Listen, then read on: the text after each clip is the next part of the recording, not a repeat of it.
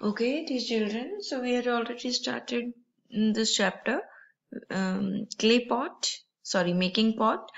So in this chapter, we had discussed about pottery and how to make pots from clay through a story as well. So now we are going to start it with a poem and then we'll discuss further. Potterman, make me a pot with water and clay. Mix it and make it lay on the potter's wheel. Turn it round and round. Here comes a pretty little pot. Bake it in kiln to make it hard and strong. Now it is ready for you to use. तो बेटा ये जो pome है इसमें pome में बताया गया है कि कैसे जो आपका पॉट है वो बनता है। आप पॉट बनाने के लिए आपको वाटर, क्ले और पॉटर्स व्हील चाहिए होता है। जब पॉटर्स व्हील घूमता है उसके ऊपर क्ले रखी जाती है। क्ले के बाद उसमें धीरे धीरे पानी और लगाकर उसको मोल्ड किया जाता है। ठीक है, तो उसके बाद जब वो एक जो भी कोई पॉट या जो भी उसका बर्तन या कुछ भी बनता है मिट्टी का, तो उस समय अगर आप उसको कच्चे कच्चे वो जो गीली गीली मिट्टी है उसी वाले अगर आप पॉट को यूज करेंगे तो आप उसमें कुछ रख नहीं सकते। इट इज नॉट ड्यूरेबल, चलेगा नहीं वो काफी टाइम तक। उसको स्ट्रॉन्ग बनाने के लिए और ड्यूरेबल यानी काफी समय तक चलवाने के लिए उसको बेक इट इन किल्न।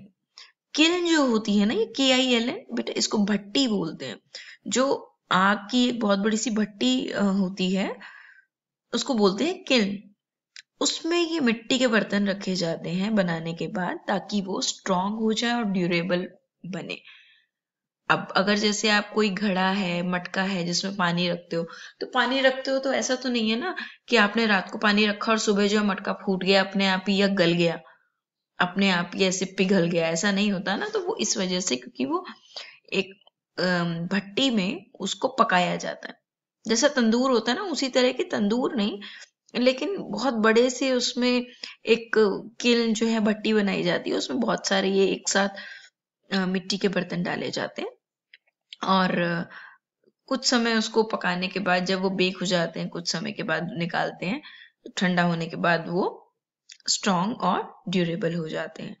इसी में आप देखेंगे, देखिए जैसे ये पॉटर व्हील है, ये देखिए ये यहाँ पे दिए आपको नजर आ रहे हैं, ये पॉटर व्हील है। पहले क्या होता था कि ये जो व्हील है इसको एक स्टिक की हेल्प से मैनुअली अपने आप घुमाना पड़ता था, लेकिन क्योंकि आजकल टेक्नोलॉजी एडवांस हो गई है तो ये जो व्हील है आजकल इलेक्ट्रिसिटी से या मैकेनिकल जो एनर्जी या बैटरी इन चीजों से चलता है। तो इस तरीके से पॉटर को क्या है वो व्हील चलता रहता है और सिर्फ कंसंट्रेट करना होता है जो भी ऊपर वो पॉट बना रहा है या जो भी चीजें बना रहा है मिट्टी से। पहले क्या होता था, ये बनाने के साथ साथ उसको ये भी देखना होता था कि व्हील को घुमाऊं, नहीं तो फिर व्हील रुक जाएगा तो वो बर्तन बनता बनता बीच में रुक जाएगा। ओके, अब यहाँ देखिए बेटा, बहुत से अलग अलग तरीके के यहाँ पे पॉट्स हैं। ठीक है, कुछ तो आपके मिट्टी के यानी क्ले से ही बने हुए, कुछ किसी और मटेरियल से बने हैं। और आप ये देखिए कि कुछ ऐसा है कि अगर क्ले से ही पॉट बने तो अलग अलग शेप या साइज के होते हैं, तो उनका जो यूज है वो भी अलग है। राइट, जैसे फ्लावर पॉट है, फ्लावर वास भी बोल सकते हैं इसको, पॉट भी बोल सकते हैं। तो ये मिट्टी का बना हुआ है, ये फ्लावर पॉट, गमला जिसको बोलते हैं वो गमला है। राइट, ये क्ले पॉट इस शेप का है, स्क्वायर सा, लेकिन गोल या ऐसे बाल्टी जैसी शेप का कैसे भी हो सकता है वो। राइट, सुराही एक होती है जो ऊपर से बिल्कुल नैरो होती है और नीचे से मटके जैसी। राइट, तो क्ले से भी बहुत से अलग अलग तरीके के पॉट्स बनते हैं। ये टी पॉट अगर देखें तो ये भी एक तरह से क्ले से सिरेमिक का आई थिंक ये है, तो ये भी एक तरीके का पॉट है, टी पॉट। कॉपर पॉट, ये एक ऐसा पॉट बना हुआ बर्तन जो कि कॉपर यानी तांबे का है। ये वाला देखिए, ये ब्रास का पॉट है, ब्रास मतलब पीतल का। ठीक है, तो हो सकता है ये वाला, और इसके यूजेस क्या है, इसका यूज में भी डेकोरेशन के लिए हो, इसमें हो सकता है कि घर में मे बी डेकोरेशन या फिर फ्लावर्स लगाने के लिए किया जाए। ये जो है इसमें टी पोर करने के लिए, टी के लिए यूज होता है। ये वाला क्ले पॉट कोई पौधा लगा भी सकते हैं और कुछ और भी चीजें रख सकते हैं, राइट। और ये तो जैसे आप फ्लावर पॉट देख ही रहे हैं, तो ये फ्लावर्स प्लांट्स लगाने के लिए, ठीक है। तो इस तरह से डिफरेंट टाइप के जो पॉट्स हैं आपके, वो आपको यहाँ से देखने हैं अलग, और इससे ज्यादा भी आई एम श्योर आपको पता होंगे। तो नेक्स्ट एक्टिविटी इसी से रिलेटेड होगी आपकी। तो आपको डिफरेंट पॉट्स बनाने हैं और उसके यूज लिखने हैं। जैसे ये टी पॉट है, तो आप मिट्टी का टी पॉट बनाएंगे और उसमें लिखेंगे कि उसका यूज क्या है, फॉर मेकिंग टी और for pouring T, like that. और pot like this for decoration purpose, like that. Let us see that. Okay beta, so now this is your worksheet for today. Here what you have to do, you have to draw any 4 items made of clay, name them and write it uses. तो बेटा आपको जो भी मैंने different pots दिखाए थे, आप उसकी हेल्प भी ले सकते हो, नहीं तो मैं आपको एग्जांपल दे रही हूँ कि कैसे करना है। आपको क्ले से यानी मिट्टी से चीजें बनी है उनको बनाना है, ड्रॉ करना है। आप चिपका भी सकते हो फोटो या पिक्चर्स अगर आपके पास हो तो, और बना भी सकते हो कलर करके, बड़ा कलरफुल सा बनाना। तो आपको क्या करना है, यहाँ उसका नाम लिखना है और उसका यूज। फॉर एग्जाम्पल यहाँ पर आप एक दिया बनाते हो, जो दिया दिवाली पे अभी गई है दिवाली, तो उसमें दिए आई एम श्योर सबने जलाए होंगे, तो वो दिए भी आपके क्ले से बनते हैं।